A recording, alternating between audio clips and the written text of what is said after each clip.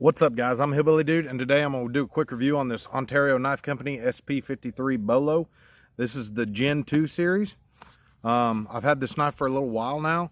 It's been a great knife so far. I have made one modification to it, along with putting this paracord lanyard on it. I removed some of the powder coating along the edge, and I'll get into that here in a little bit. But overall, this has been a great knife. It's a large camp knife, chopping knife. It works great for falling small saplings, processing firewood. The blade design allows you to have this kind of recurved bottom section here. Works great for notching. So I really only have one complaint about this, and I'll get into that in a minute. But I'm going to go ahead and put all the specs on the screen for you. I got all these specs off of Ontario's website. This is the Gen 2 series. It's made out of 1075 carbon steel. I know the older models were made out of 1095, but I'm assuming that changed whenever they went from Gen 1 to Gen 2. So this is the Gen 2 SP-53 BOLO. Like I said, it's 1075 carbon steel. It's 1/4 inch thick stock. It is full tang, but it does have the rubberized grip like all the SP line. But it is full tang inside of here. It does have a lanyard hole, obviously. I really enjoy these grips. It has a little over a 10-inch blade, and it's a little over 15 inches overall, so it is a large knife. It's a heavy knife. It's got a lot of weight to it. It feels good in your hand. It's well balanced, especially with this extra metal out on the front. And so it works really, really great for chopping and splitting wood and that sort of stuff. These knives do come with a black powder coat finish. I never really cared for that a whole lot. I understand the reason that it's there is to protect the steel. This is carbon steel. It is not stainless, so it will rust if you remove the powder coat from it.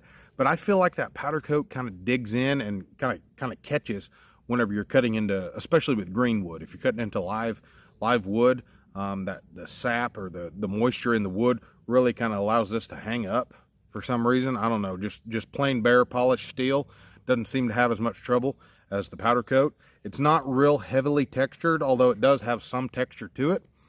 But this is, I believe on their website, they call it a flat grind. This is what I would call a saber grind, to each their own. But basically you got the full 1/4 inch thick stock all the way right here where you see the black powder coat steel. And the first bevel starts where I remove the paint, or where I remove the powder coat. So you do have a thick stock, comes about halfway down the blade, and then you begin to taper down. I've always called that a saber grind, and then it's got a final bevel right at the edge. It kind of, the geometry on this knife is kind of weird in my opinion. It doesn't bite in as good as it should. It's kind of almost got like a hatchet edge to it, the angle. But I removed a little bit of steel here whenever I stripped the paint off this. And to strip the paint off this, all I used was a belt sander. No big deal. Cheapest belt sander I could find at Harbor Freight. It had the little like 1.5 inch wide belts, and it worked great. You can just lay it on there on that angle, peel all that powder coat off, and then I began to slowly remove just a little bit of material along this final edge bevel, just to kind of thin it out and give it a little bit sharper of an angle. And it helps a lot with it being able to bite into wood. Like I said before, it kind of had a hatchet edge, like whenever you're trying to chop into a tree with a hatchet. It's kind of blunt, it's kind of dull. It's more for splitting wood, and it doesn't really bite into wood, and that's kind of how this feels. But after I thinned that out a little bit, it definitely helped. It's not really super noticeable, but that's really the only modification that I've done to this knife since I've had it, and it definitely helped make it a little more user-friendly in my opinion. The Rockwell hardness on this is advertised at 53 to 55, which is about right for what I'm looking for in a knife this size. It is a large knife, like I said. It's something that you're going to be beating on a lot with other sticks, batoning firewood and swinging and beating into trees and stuff like that, chopping limbs and branches and chopping down saplings and whatever you're going to be doing with it. You're going to be kind of beating it, and it's a large knife. It's got a lot of weight out on the end and a lot of steel here. So this isn't something that I'm wanting a super high Rockwell, because it'd be a lot more prone to chipping and losing chunks out of the edge. So with a thick, heavy chunk of steel like this, that little bit softer on the Rockwell hardness is just about right. The edge retention is good, especially for a knife this size. Ontario Knife Company has the SP-10, which is a Bowie knife, and it's almost the exact same size as this. just a little different blade design. So if you're looking for more of a Bowie style, that might be better. This is a little bit more conducive for being a chopping knife. The Bowie knife, although it is better for penetration and stuff like that, it doesn't have all this extra steel out here to give you a little more weight. It actually has a clip point, which you lose weight. So anybody knows oversized Bowies, trying to chop with them, they're not the best. You really want something built more like this that allows you that forward of center balance point to make a good chopper. So so there's a lot of uses for this knife. My main intention was for a large camp knife, processing deer and stuff like that. I feel like it'd be useful. I haven't got to try it out yet, but I have taken it on several camping trips. I've used it around the place here a lot. I've got the smoker going right now, and I split down wood all the time with it for that. So it works great for that sort of stuff. It has this little bit of a recurve right here in the bottom section of the blade, and that really allows you to get in, work for finer carving and notching tasks. If you needed to do something like that for bushcraft or for camping or whatever reason, it does allow you to do that, because this part of the blade is not, it's not a real wide portion of the blade. So this is very comparable to like something that you would have in like a 5 or 6 inch blade length. So this is definitely really friendly down here to use. This large portion here definitely works good for chopping. It does have the flat spine. It does not clip down or anything like that. So the penetration factor, if you were going to use this for like hog hunting or something like that, is probably not the best, but that's not what it's designed for. Just keep that in mind. But having no swedge and no clip down here, this flat spine all the way across, is excellent for batoning. If you're going to have a knife this big and a 1/4 inch thick, I definitely want to be able to baton with it. And so far, this one here is an excellent knife to baton with. And that large flat spine all the way across works great, because you can hit all the way out to the end. It stays 1/4 inch thick all the way out to like the last 1/8 of an inch. So you really have a lot of material there to work with if you're using this for batoning or processing firewood. So moving on to the sheath. This is the sheath that you get with it. I have a few complaints about the sheath. I'm not really a big fan, but you're not really buying the sheath, you're buying the knife. That's what you're paying for. So it's just a typical nylon canvas sheath with a plastic insert. Nothing fancy, pretty basic. It does have 2 grommets down here on the bottom that you can use for like a leg strap if you want to use that. It has a pretty good sized belt loop. You're going to be able to fit most belts in that. It has two snaps for retention on the knife, one right here and one right here. Now the sheath is ambidextrous. It's designed to go in like this. I'm sorry. It's designed to go in like this, so you can snap that like that. You can put the knife in the other way, but you kind of lose the function of this snap here. It's not really holding on to nothing at that point. But I guess in a way it is ambidextrous if you want to use it like that.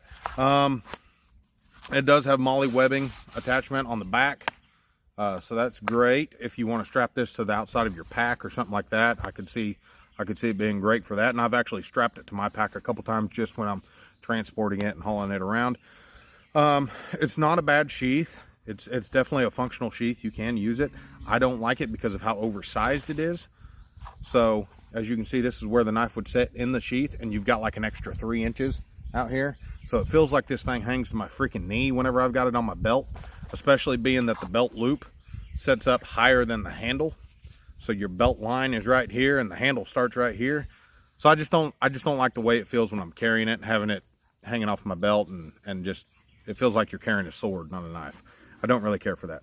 But for a cheap, basic, functional sheath, this will do the job. If nothing else, it works great for transportation. If this is going to be one of your main camp knives, you can always just throw this in there, throw it in your bag or strap it to your bag, and you just leave it sitting around camp. You might not even wear this on your belt.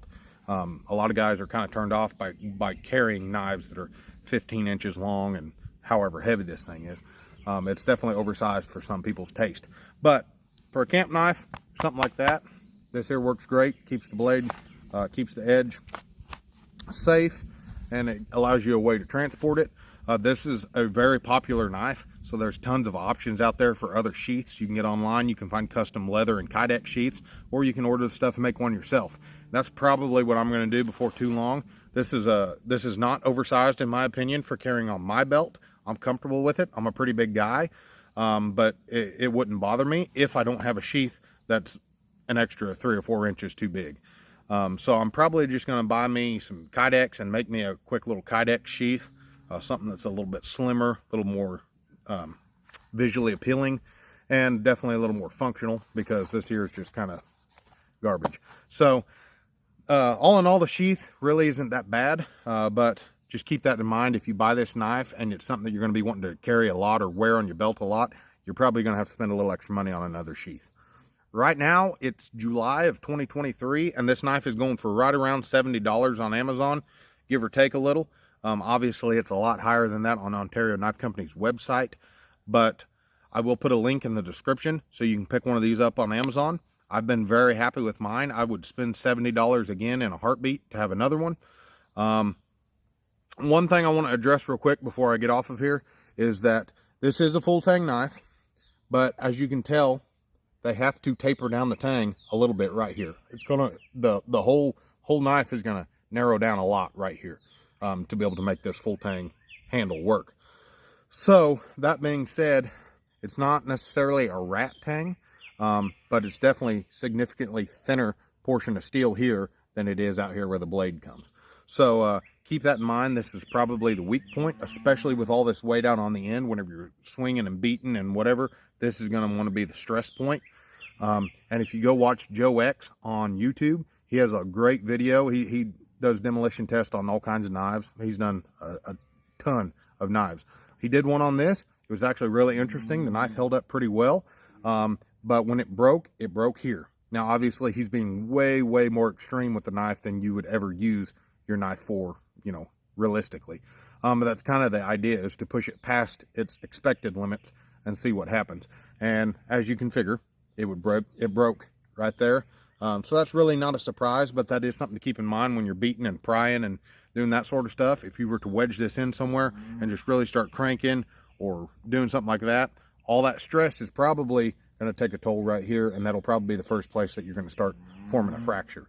So just keep that in mind. I've used and beat on mine quite a bit, and I haven't had any issues with it, and I don't really expect to have any because I'm not doing the kind of crazy stuff that he's doing in that video.